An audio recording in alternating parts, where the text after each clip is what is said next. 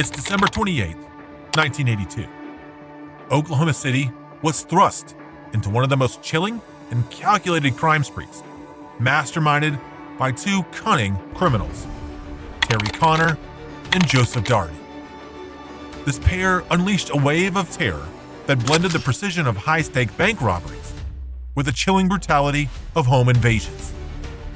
Their targets were not random. They specifically preyed on the families of bank executives, using them as leverage to access tightly secured vaults. Who were these men with such terrifying precision and unrelenting brutality? What drove their audacious crimes, and how did they manage to escape justice time and again? Connor and Joseph Dougherty were more than just partners in crime. They were a dangerous duo who captured headlines and evaded the law with a mix of cunning and brute force. Connor, the mastermind, used his intelligence and charm to plan their heists with meticulous precision, while Dougherty brought a raw, volatile edge to their operations. Together, they targeted bank executives and their families, executing a terrifying string of robberies that blended chilling threats with military-like efficiency. Their story is one of daring escapes, relentless chases, and a criminal partnership that kept the authorities constantly on edge. On December 28, 1982, in Oklahoma City, Bank Vice President Steve Thompson and his wife Ellen returned home from a holiday party, expecting to relax after the festivities. Instead, they walked into a nightmare. Two men, posing as federal agents, greeted them with an air of authority that immediately raised suspicion. When Ellen noticed one of the men wearing an obviously fake wig, the couple began to question their legitimacy. Their doubts turned into fear as one of the intruders revealed a gun, eliminating any pretense of lawfulness. The Thompsons were forced into their own home at gunpoint. The man in the wig played the role of enforcer, his presence menacing and domineering. The other, calm but calculating, was clearly the mastermind. A third accomplice, unseen by the couple, had driven them to their house but disappeared with the getaway car as soon as they arrived. The mastermind interrogated Steve, probing for details about the bank's security. Steve, aware of the danger they were in, provided only enough information to keep the intruders calm, hoping not to jeopardize the safety of his wife or colleagues. The intruders had a plan, and it was chillingly precise. A phone call from an accomplice confirmed their intentions for the impending heist. The mastermind's threat was explicit. Any deviation from their instructions would result in violence. He declared he would rather die than return to prison, making it clear that they were dealing with desperate criminals. Held hostage in their own home, the Thompsons endured a tense and sleepless night. As dawn broke, the intruders ordered Steve and Ellen to drive them to the bank. Upon arrival, the criminals showcased their military-like discipline. Lookouts were stationed around the building, and the gang maintained constant communication by phone to monitor every movement. Inside the bank, the robbers began identifying employees with access to the vault. Those without the necessary codes were gathered into a bathroom and locked inside, while others were forced to unlock one layer of the vault's intricate security after another. The process was methodical and terrifying. Employees were forced to cooperate, each step bringing the robbers closer to their target, hundreds of thousands of dollars in cash. The enforcer ensured compliance, his menacing presence enough to quell any thought of resistance. Within 30 minutes, the robbers had stuffed bags full of cash. Before leaving, they confined Steve Thompson and the remaining employees in a restroom, warning them to stay put for several minutes. Once the coast seemed clear, Steve cautiously emerged and instructed the bank manager to call the authorities. The police arrived swiftly, securing the bank and ensuring the robbers had truly fled. The FBI took over the investigation. agents interviewed the Thompsons, who provided detailed accounts of the terrifying ordeal. The crime's sophisticated execution, combined with a lack of physical evidence, pointed to seasoned criminals. The FBI began analyzing similar cases of home invasion-style bank robberies, targeting bank executives. Their search led them to Special Agent Steve Chenoweth, who recognized the patterns. The tactics and suspect descriptions matched two notorious criminals, Connor and Joseph Dougherty. Both had met in federal prison, where their partnership had begun. Connor, known for his intelligence and charm, often took on the role of mastermind, while Dougherty, a rough and aggressive figure, acted as the enforcer. With evidence pointing to Connor and Dougherty, the FBI focused on tracking them down. Connor's ties to the West Coast took investigators to California, where they discovered a connection to his girlfriend in Pacific Grove. Surveillance of her home revealed a car with Oklahoma plates, a potential link to Connor. Initially, the trail went cold, but a breakthrough came when the girlfriend's gardener mentioned overhearing her plans to meet Connor.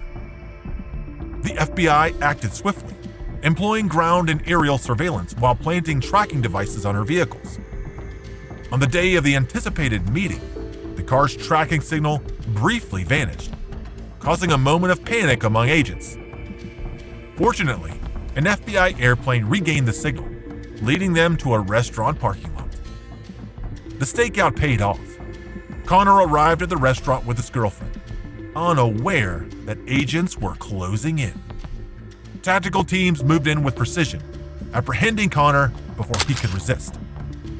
In a stroke of luck, Connor had opened the trunk of his car moments before the arrest, revealing a briefcase containing $40,000 in cash tied to the Oklahoma City heist. Among the contents were a large diamond and receipts for 6 more, offering further evidence of his criminal endeavors.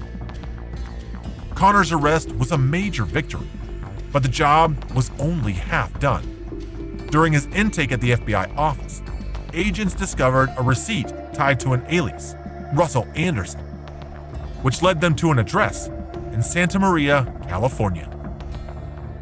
The address became the next target. A SWAT team stormed the residence, only to find it abandoned. Investigators suspected Connor had tipped off Dougherty during his booking process, exploiting a phone call. Despite the setback, the FBI remained undeterred. With Connor in custody, Dougherty became the primary focus of a national manhunt. His volatile nature and reliance on brute force made him a dangerous fugitive, capable of striking again without warning.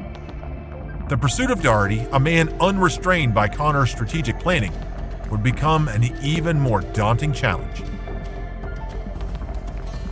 After months of silence, Dougherty resurfaced on Thanksgiving Eve in 1983. This was no ordinary night. It was the day before Black Friday, a time when banks are flush with cash. Dougherty and a new accomplice evaded the home of a bank vice president who had just returned from a family dinner. Unlike a typical burglary, the intruders did not flee the scene. Instead, they held the banker and his family hostage overnight, brandishing weapons and issuing chilling threats. By dawn, the atmosphere of terror reached its peak. The banker was forced to drive Dougherty and his partner to the bank. Under duress, he emptied the vault, handing over $270,000 in cash. While the family was left physically unharmed, the trauma they endured would haunt them forever. The robbery bore all the hallmarks of Dougherty's past heists, including the use of a disguise and his commanding, authoritarian demeanor. FBI agent Steve Chenoweth, who had been monitoring Dougherty, immediately identified him as the likely suspect. Despite these suspicions and eyewitness accounts, the authorities were left without solid leads to identify his new accomplice or track his location. 6 months later, Dougherty struck again, this time in Reno, Nevada. The crime unfolded with great brazenness and an alarming twist. Another banker and his family were held hostage overnight. However, Dougherty raised the stakes by strapping a bomb to the banker, but was later determined to be fake. The psychological torment intensified as Dougherty used the bomb to coerce compliance. Once again, he emptied the vault and escaped without leaving physical harm, but leaving his victims emotionally devastated.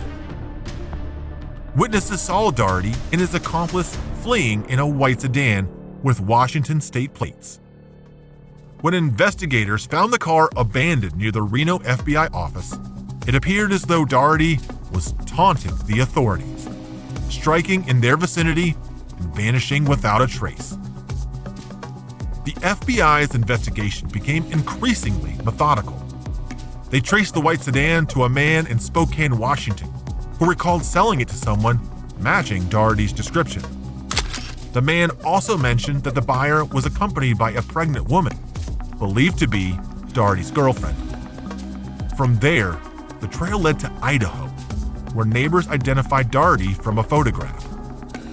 The locals noted his strange habit of shooting pistols in the backyard and revealed that he had recently moved with his girlfriend and newborn baby. Subpoenas for moving truck rental records pointed investigators to a secluded house in the mountains outside Denver, Colorado. By this point, both the FBI and U.S. Marshals were determined to corner Dougherty. Surveillance teams began monitoring the property, waiting for the right moment to strike. The operation reached a critical juncture when Dougherty's girlfriend was arrested alongside a male associate. She confirmed Dougherty was still inside the house with their infant child. The presence of the baby added a new layer of complexity, as law enforcement was determined to avoid any harm to the child. As agents surrounded the house, Dougherty unexpectedly stepped outside, armed with a .357 Magnum. He fired several shots into the woods, seemingly unaware of the heavy law enforcement presence around him. The SWAT team refrained from engaging, fearing for the child's safety and remembering reports of Dougherty's erratic behavior from Idaho.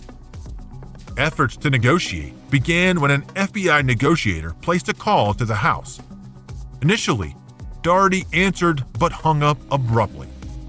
The tension rose as agents observed him pacing near the windows, holding the baby in his arms. After several failed attempts, the negotiator finally convinced Dougherty to consider his child's safety and surrender peacefully. Dougherty emerged from the house unarmed and was arrested without resistance.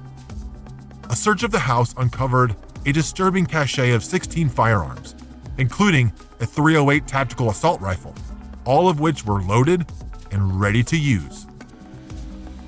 This marked the end of a long and dangerous pursuit. Dougherty's arrest closed a critical chapter in a saga that had terrorized bank employees and families across the nation. Yet, the story wasn't over. The story took a shocking turn nearly a year and a half later. On June 19, 1985, Joseph Dougherty and Terry Connor were being transported at approximately 8:30 a.m. from their federal prison at El Reno to the courthouse in downtown Oklahoma City. Hidden in their possession was a smuggled handcuff key and a razor blade, tools they used with surgical precision to overpower the U.S. Marshals escorting them. Armed with the officers' weapons, Connor and Dougherty marched their captors into the woods, handcuffing them to a tree before speeding away in the Marshals' stolen vehicle. Their escape triggered a nationwide manhunt, but the two criminals were far from lying low. Within days, surveillance footage captured them committing 2 small bank robberies in St. Louis. Though the haul from these robberies was relatively small, about $30,000, authorities suspected this was just the prelude to more elaborate heists. Connor and Dougherty were known for escalating their operations, and law enforcement feared that their next moves would be even more brazen and violent. 2 months after their escape, Connor and Dougherty orchestrated their most infamous crime, the largest bank heist in Wisconsin's history.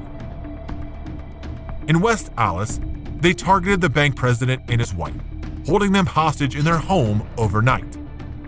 By morning, they forced the couple to grant them entry into the bank. With military-like precision, the duo, aided by a lookout, emptied the vault and fled with an astounding $500,000 in cash. Authorities later discovered fingerprints at the scene, confirming Connor and Dougherty's involvement. As Connor and Dougherty's crimes grew more daring, so did the FBI's determination to catch them.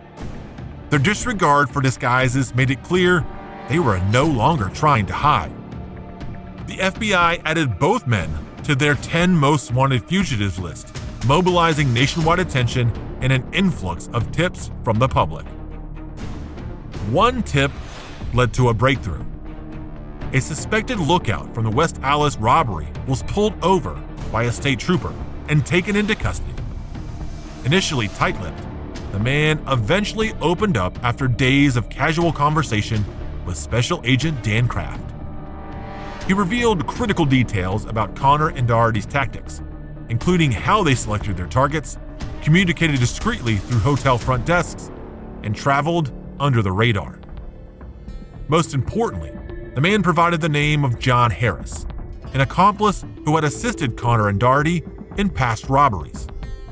This new lead sent agents on a hunt for Harris, whom they tracked to Tucson, Arizona. Surveillance of Harris's communications revealed that Connor and Dougherty were operating out of Chicago.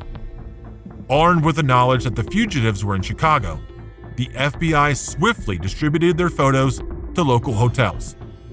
It wasn't long before a hotel staff member recognized Dougherty, despite the alias he was using. Knowing the situation could turn violent, the FBI assembled a tactical team. Connor was the first to surface. When agents spotted him leaving the Chicago area motel alone, they apprehended him before he could escape. However, Dougherty was nowhere to be found. Investigators suspected he might have become aware of the increasing police activity and gone into hiding. A suspicious call to the hotel, likely from Dougherty, confirmed he was still close, but wary of being caught. While Connor's capture was a significant victory, Dougherty remained at large. Authorities anticipated he might seek out a partner for his next heist, as he had done in the past. Their surveillance of John Harris paid off again when they discovered he had flown to San Francisco. Agents monitored Harris's phone calls, which revealed that Dougherty planned to meet him in person. Acting on this information, the FBI set a trap. On the designated morning, agents surrounded the meeting spot in San Francisco. Dougherty arrived as expected, unaware of the operation. Seizing the moment, the FBI moved in and finally captured him, bringing his long and violent run to an end. With both men now in custody, the infamous partnership of Terry Connor and Joseph Dougherty was dismantled for good. Terry Lee Connor was given 2 life sentences, plus 140 years in prison. The capture of Terry Connor and Joseph Dougherty marked the end of a terrifying crime spree. Their reign of terror, calculated heists, daring escapes, and violent robberies ultimately came to a close thanks to the relentless efforts of the FBI. Both men were separated and confined to maximum security prisons, ensuring they would never cause trouble again. If you enjoyed this video, please like, comment, and subscribe to Breakout Bank for more videos.